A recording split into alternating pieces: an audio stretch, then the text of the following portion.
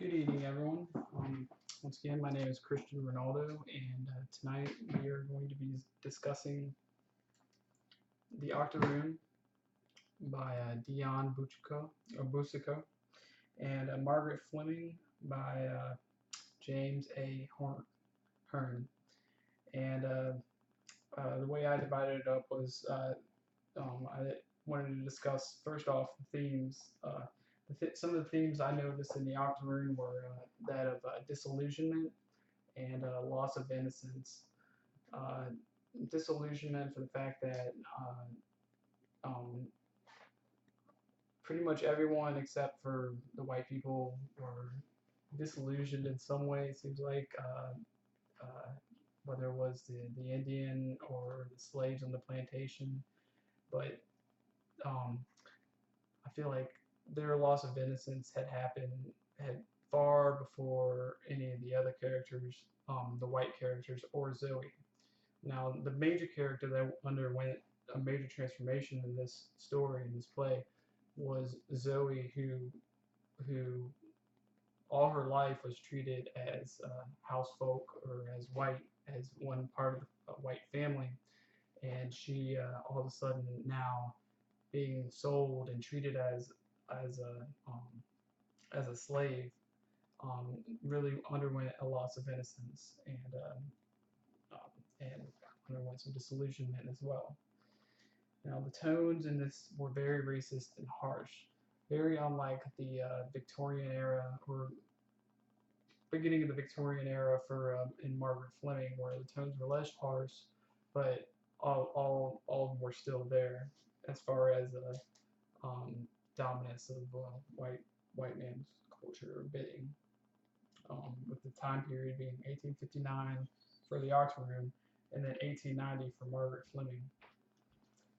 As far as underrepresented populations go, uh, African Americans were not mentioned very much at all.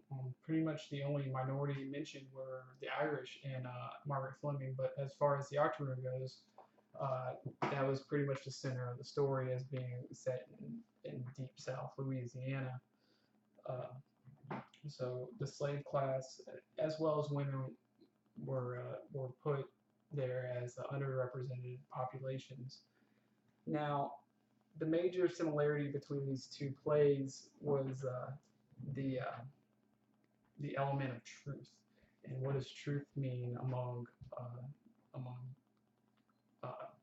people in the deep south, and then people, uh, I guess, wherever. I'm not too sure where Margaret Fleming took place. I'm guessing somewhere in the north, maybe Boston.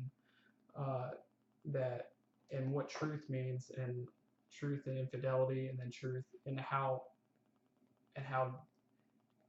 the people that surround them day in and day out deal with that. So as we know, in Margaret Fleming, we're dealing with infidelity of, pardon me, Mr. Fleming, and having a child born out of wedlock, and then in the Octoroon, we're dealing with,